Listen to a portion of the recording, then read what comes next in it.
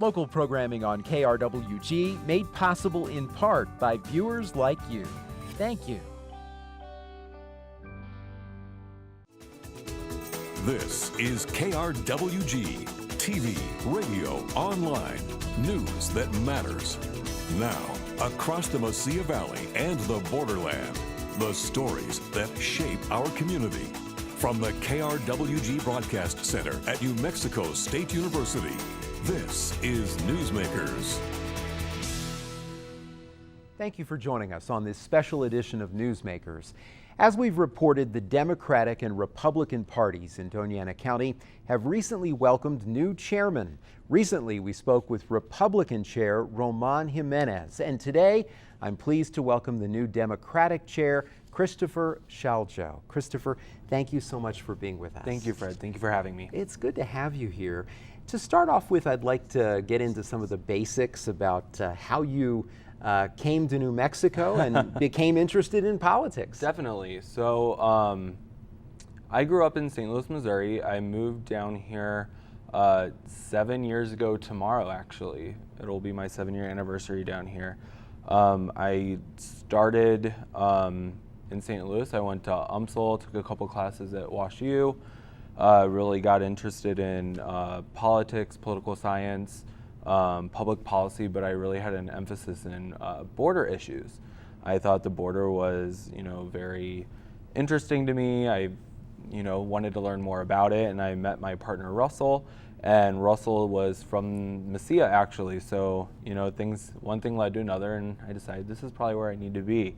So I moved down here, enrolled in NMSU to finish out my undergrad, and finished in 2012 with a degree in government and an emphasis in public policy. So I really just found a home down here, and I found a love of the culture, a constant everyday culture shock, and I just decided to stay and call it home. And I started getting involved with some local campaigns, started out with a couple of city council races, got heavily involved in the Democratic Party, and then I kind of just went from there and just kept going and going and going, and now here I am. And now you're the chair. And now I'm the chair, yes. So what was it about politics that really grabbed your interest? And if we should say you have a degree from New Mexico State University in government. MSU graduate.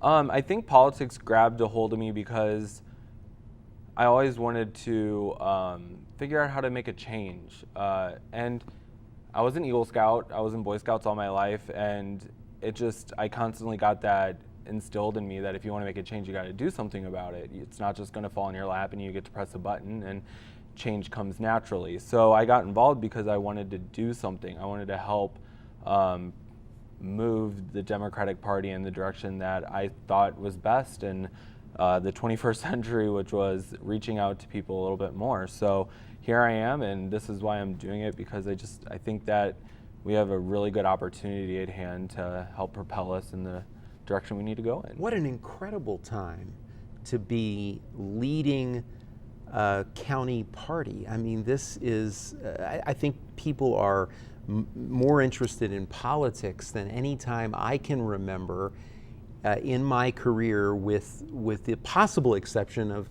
the people who came to support President Obama when he first ran for president. That was also an electric time for a lot of different people. Do you see it that way? I definitely do. You see such an increased movement and people wanting to get involved. You see so many people that are getting passionate about things that once they might have taken for granted, and now that there's kind of a little pushback or a little bit of a Republican stance on these issues that are unfavorable with Doña Ana citizens as well as New Mexico citizens, and they're finally standing up and taking a little bit of a stance and saying, whoa, whoa, whoa, we don't stand for this, we don't agree with this, and we're not going to sit down and take it. So you see that increased movement, you see people finally getting involved and saying, okay, what do I need to do? So this is a great time down here in Doña Ana for the Democratic Party, as well as for candidates, because there's such a movement to get involved. Yeah. And it is great. It is just like when Obama ran in 2008. it's just a fabulous time to be down here and to get involved. Yeah, and as you know, unlike some other places in the country, New Mexico Democrats did very well in 2016 with a big win for Hillary Clinton, and the party took back the state house. This was quite an accomplishment. Give me your thoughts on how you think the party accomplished this. You know what? I think it was a joint effort with the Democratic Party in New Mexico, as well as our candidates. And down here, I was heavily involved during the election season in 2016, and I can tell you that we have candidates down here that were door knocking until their knuckles were bleeding, and they were running out of sneakers like no one's business. It was a great time for us down here, and you know, Maggie Toulouse-Oliver as Secretary of State, that was a great win for us as a state. And then we got the House, and then we even got a bigger majority in the Senate. So yeah, this is a great time for Democrats. And 2016, yes, it was a struggle for us. We have a Republican governor, and we obviously see that the economic policies of Governor Martinez, especially with the last election, was an outright shove and denial of those policies, because we did turn out such a great election for Democrats. So it's kind of a slap in the face saying, you know, this is who we are, we're here to take a stance, we disagree with what you're doing, and this is what we're going to do about it. Mm-hmm. So we're electing people that were more in line with what New Mexicans want. Now the big question that everyone's asking, and it's a tough one, what do you think the National Democratic Party needs to do to win in 2018? I think the DNC in 2018, we're starting to lay the groundwork for a positive movement and a positive outcome in the election. So right now, our movement and the grassroots organizing that we're doing is really helping register voters, reach out to new and older voters, making sure that they know what's going on. The best kind of voter is an informed voter, someone that knows what they're doing and knows the issues at hand and how they're going to vote. Another great thing that we're doing it with the DNC is organizing the grassroots and developing young leaders, getting young people involved. Also, with that being said, as a young person myself, I see a really big need for the young people within political parties. And as we see this whole resistance movement coming along and coming out, you see more and more young people wanting to get involved. And I think that's really where the DNC is going to hit home with it, is just the whole voter registration, new voters, reaching out to those voters, and then informing them a lot of what's going on. It sounds like you're really talking a lot about very basic politics here, that you've got to get people registered to vote, and then they have to go out on election day, or in the case of New Mexico, fortunately we have early voting, getting out as early as they can get out there and voting. And certainly if we look at the numbers, in terms of comparing the 2016 and 2012 elections, particularly with young people, they did not vote in the same numbers. And a lot of people believe this was part of the reason that Hillary Clinton, while winning 3 million more votes, wasn't able to win the Electoral College. Yeah, I think you had a little bit of a different situation in 2012. President Obama really did gear towards the younger generation when he was running. He really reached out to people in totally different ideas with social media, and he really started doing something that was a little bit new, and that was making huge movements towards the youth. Hillary Clinton did the same thing. She did win by over 3 million more votes, but we just fell short when it came to the Electoral College. And it's true, but we're going to do things differently this time around. You know, we have the governor's race ahead of us. We have Senator Heinrich up for re-election, and we're going to hit the ground running. Those are such key positions for us in New Mexico. And there's another big race, of course, that is our local race for Congress, the seat held by Congressman Steve Pierce. It's already been marked as a priority by Democrats. Tell me, how can Democrats win that seat? It's been very, very difficult. It has. So we had a we've had great candidates, Marilee Souls, Rocky Lada, and everything. What's great about this right now in this election is that we have Congressman Steve Pearce talking about running for governor, which will open up that seat to a Democrat, and we need to get a Democrat in there. That's assuming he does. That is assuming that he does. But with that being said, and right now with Trump being president, we see that Steve Pearce is not really aligning himself with the New Mexico and what New Mexicans want. He's more aligning himself with the Republican agenda of Donald Trump, voting down public health care and Obamacare or ACA, and really just gearing towards this Trump care idea that we have going on. And I think New Mexicans are finally understanding, as well as Democrats, that this is going to hurt people. This is going to hurt so many people in southern New Mexico. And we're going to take it into our own hands and try to get a Democrat in there, especially with the fight for the Oregon Mountain Desert Peaks, which is a picture that we have right here. We have Steve Pearce wanting to do away with public lands. And, you know, Democrats, as well as people down here that wake up every morning and cherish our Oregon mountains, we want to preserve them as they are. So I think this election cycle with Steve Pearce is going to be one that he's not going to like, because he has so much not going for him. Are you confident, though, that Democrats will be able to get a candidate who both can get the support of the people, but also will have the funding to be able to run a campaign against potentially, if Congressman Pearce runs for re-election, a very well-funded opponent? You're right. What we have that is different than any other time is the fact that the DNC or the DCCC has put a mark on this position, and you know, we're going to see a lot of movement down here because it is such an important position. It is the largest congressional district ever, and it's going to be hard to win. It's going to be really hard to win, but with funding and with the right candidate, we can do that. And we have a lot of candidates that are starting to come up and say, you know, I'm here, I'm going to run, and I think we're going to have a really good crop of candidates coming up, and I'm really excited about that. So I hope that we're going to do really well in CD2, and we're going to take that back. Okay, I want to move to state politics. On the state level, there is a lot of work that has to be done. New Mexico Governor Susana Martinez vetoed bills to increase the statewide minimum wage, including one that had broad support from her fellow Republicans and the business community. Your thoughts on this? It's true. Susana Martinez has vetoed bills left and right. And the biggest one was, or one of the biggest ones was the statewide minimum wage increase. And Democrats and like-minded people believe that if you're working 40 hours a week, you should not be living under the poverty line. And we're gonna start looking at that a little bit more closely. We're very fortunate that Las Cruces has already taken a step in the right direction on that, and has really been the leader in that, raising minimum wage and getting that going.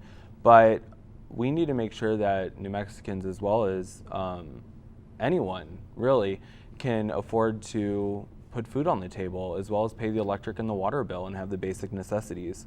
And we know that the benefits of this is not only for that individual, but the economy. When a person has more expendable income, they're definitely going to put it back in the economy. They're going to go out to dinner, they're going to spend a little bit more when it comes to Christmas time. So I think that was a really big hit for people, is when she vetoed that. Okay. Some people believe that the next big battle is required sick leave. Albuquerque voters are poised to cast their ballots on a proposal there in October. What are your thoughts on this? Democrats support a policy to value workers' rights. That is one of our key foundations. No worker should be penalized for being sick. And another thing with that is that the Albuquerque voters do have that on the ballot right now. But also, if you look at Governor Martinez's initiative with linking teachers' sick days and their evaluations, not only are we seeing a drop in teachers and more teachers retiring or leaving the states, it's directly affecting our education system. I think that we need to take a look at it and see what it's doing, because no nobody should have to worry about paying an electric bill or being sick for the day if they have the flu. So I really think that we're going to see a huge change or a huge shift when we're talking about that, because of the whole teachers initiative with that. And I think that teachers are going to start coming out. And I mean, we're dead last as far as it goes with education, and that hurt us even more, was sick days and evaluations. So I think we're going to see a lot more going on with that here soon. And I think the next election cycle in 2018 is going to be huge with this whole sick pay and teachers and stuff like that as well. Okay. Well, a lot of people, as you know, don't feel that Washington, D.C. is representing them right now. A big issue nationally and also especially in our area is ramped up immigration enforcement. Your thoughts on this and how this will play in 2018? You're right. People aren't feeling that Washington, D.C. is representing them, especially down here in southern New Mexico. Our community is being hit by this even harder, Doniana especially. Democrats value diversity, and we also value the contributions that immigrants bring to us and bring to our community. And we also recognize that many immigrants' situations are not what they seem to be on the surface. Republicans' one-size-fits-all immigration policy does not help anyone. It definitely goes against New Mexico values, splitting apart families. It shows a lack of compassion and respect for people. Do you think Democrats have done a good enough job educating the public about this? You know, we've covered this obviously now for years, because there have been attempts, there's been attempt after attempt to pass immigration reform, and I am surprised by the number of people that I meet who know a little bit about the issue when I talk with them about it, aren't aware that the Senate passed comprehensive immigration reform, and that at the time they passed it, there's a very good chance that had it gone up for a vote in the House, that it would have passed. But at the time, John Boehner wouldn't allow it to go to a vote. And very few people that I talk to even know that. Is that frustrating? It is. You're talking about the 2013 immigration reform, and it was a bipartisan immigration reform policy. In the Senate, there was Democrats and Republicans alike that were definitely a part of it. And it passed through the Senate, went to the House, and it was turned down. It was never heard. So instead, now we're dealt with the Trump administration's policy, where it's let's build a wall and have mass deportation. And it is frustrating, because we could have had this solved. But now our community, being a border community, we're hurt even more. Our workforce is hurting, our schools are hurting because our students are scared to go to school. You know, we do have a weird time that we're dealing with right now, and that is immigration and what's going on. And I would imagine this is personal for you as well, because you said that you were drawn to this area because you had an interest in border issues, and anyone who's lived here 7 years in your case would really begin to appreciate the unique benefits that we have living in a binational community, the culture, and learning so much. This seems to me that this is something that is really central to our politics here. It is. It definitely is, and it's going to hit home to not only me, but anyone that lives here, or it should, because we are a globalized community. We have Santa Teresa, we have Palomas right down there. I mean, we are a border town, and that kind of reminds me too, when I was a student here, there was a poster in the government department, and it said red or green, and it had a red chili and a green chili, and it said globalization on the top. And it's true. You know, that is a perfect sign of what we're all about down here is, you know, we send people to Mexico to work, and they send people here. We have a great workforce. And it does hurt. You know, this whole immigration policy is hurting everyone down here. What do you make of what is being called the resistance movement? I mean, in our area, there has been enormous protest particularly on immigration, but it goes much deeper, and healthcare is another big issue, as we talked about earlier. Yes. So actually on Saturday we had a unified outpouring in all the counties of New Mexico. There was a very good turnout for to stand up in unity towards healthcare initiatives and what's going on with the voting down ACA and with Trump Care and all this stuff, and not being able to even see the bill that's going on. And there was a huge turnout for that. And in the past, we've also had the Women's March, which was amazing across the entire state, not only the state, but the nation. And then you had the Unity March in Pride, and then you had the LGBT March, and then you also had the March for Science. And these are all real big resistance movements. They're not mean in nature. They're people coming together that are like-minded to stand up and say, this is what we stand for. This is who we are. This is what we believe in. And I think what we're getting out of this resistance movement is a huge opportunity to help get people involved. In the past, you might have seen a couple people getting together and holding a little group or gathering, or LGBTQ and this whole movement of Pride coming together and having these Pride marches in Pride Month, and but now you have even more groups sprouting up saying, like, this is what we're about, this is what we want to do. And it's really an awesome thing to think about. All these people that are like-minded coming together. You're not only going to find a home with these people, but you're going to find love and compassion and just people that you can talk with.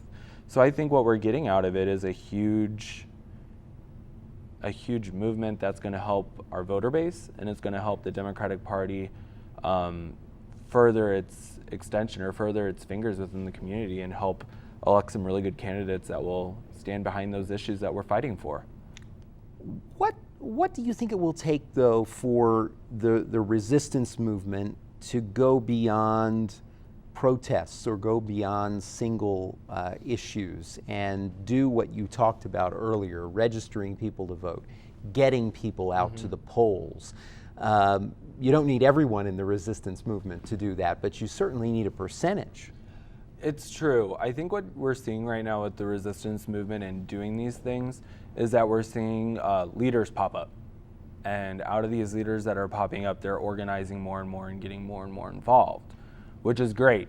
But what we're seeing out of that is people that are now running for office, people that are now running to be an elected official, city council race, even student body president. You're seeing all these people start to believe that they can get the job done. And that's what's awesome about it. But not only that, but we're able to go out to these events and say, okay, well, guess what? I have a perfect job for you. I need someone to do this. I need someone to get a group of individuals together so we can talk about immigration reform, or we can talk about equal pay for women, or we can do anything like this. And that's what we're getting out of these groups. We're getting not only momentum, which is constant and growing, but we're also getting a great base, like that grassroots movement that we were talking about, and that's what's going to make the biggest difference down here. Okay. Well, of course, so much has happened since the November election in such a short amount of time. A lot of people call it overwhelming. Tell me how this has been for you and other people that you work with. Right now, every day is there's some kind of new development going on. Obviously, the Republicans are steering the country in the wrong direction, and us as Democrats, we're staying focused.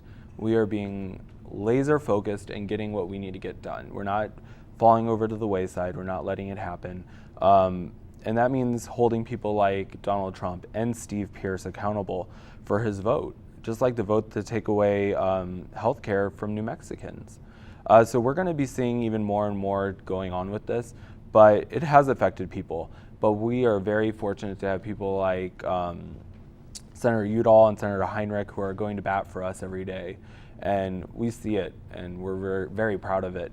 But right now, we're moving forward. We have new energy. We have a purpose, and we invite people to join that purpose and to join our cause and to come out and help out and we're not going to take it laying down. We're definitely fighting for what we need to fight for. And I guess that gives you hope, the fact that there are people who take whatever has happened and turn it around into trying to create change. Definitely. It definitely gives me hope.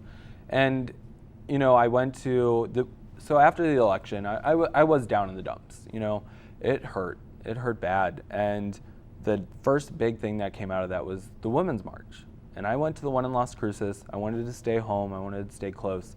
And it made me just giddy with excitement because so many people turned out and said, no, are you kidding me? We're not going to let this happen to us. And it does. It makes me happy, and it gives me hope that, you know, the future's bright. We're going to do this. We have Maggie Toulouse as Secretary of State. We have Governor Martinez that is term limited, and we're going to get him a Democrat in there. And that gives me hope.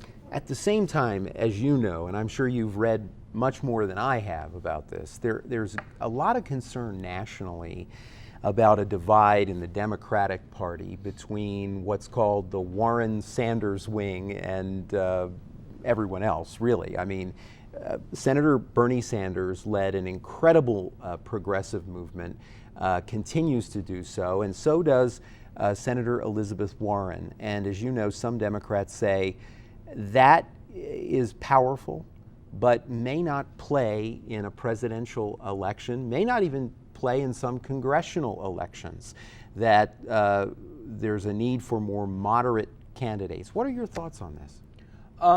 Speaking to that, my thoughts really are is that we saw that happen. We witnessed it every day. And Democrats are taking notice of what's going on, and we're definitely trying to align people back to where we need to get. Because I think that after Donald Trump won, not only did we say, oh my God, what just happened, but progressives, moderates, conservatives, anyone that really falls under that Democratic House said, what did we just do? You know, so I think people are starting to align more to where we need to be, and people are taking notice of, okay, this did not work, and this is where we need to get. And down here in Doniana, we have our monthly meetings, and we've been having a lot of different people showing up, and people that are wanting to get involved, whether they're on the progressive side, whether they're on the moderate side, whether they're diehard lifetime Democrats. You know, and they're all where do getting you involved. see it shaking out? I mean, does it really depend on the race and the individual? I think it depends on the race, and Okay. I think it depends on what the population sees of that area and what we need in there. And I think then you're going to put forth the candidate that's going to win in that election, and the people are going to get behind that candidate. And I think it's all about communication, learning what one side wants, learning what the other side wants, and then sitting down at a table and coming up with a game plan that will benefit all sides. And knocking on doors. And knocking As on you said, doors. sometimes even when there's blood on the knuckles and tennis shoes piling up. New tennis shoes. All right. Christopher, thank you so much for being with us. Thank you. Thank you for joining us at home. That is our time for this week. Join us this week on KRWG Radio. Every weekday, it's Morning Edition from 5 to 9, Fresh Air at 11, followed by Here and Now, noon to 2, and All Things Considered, 4 to 7.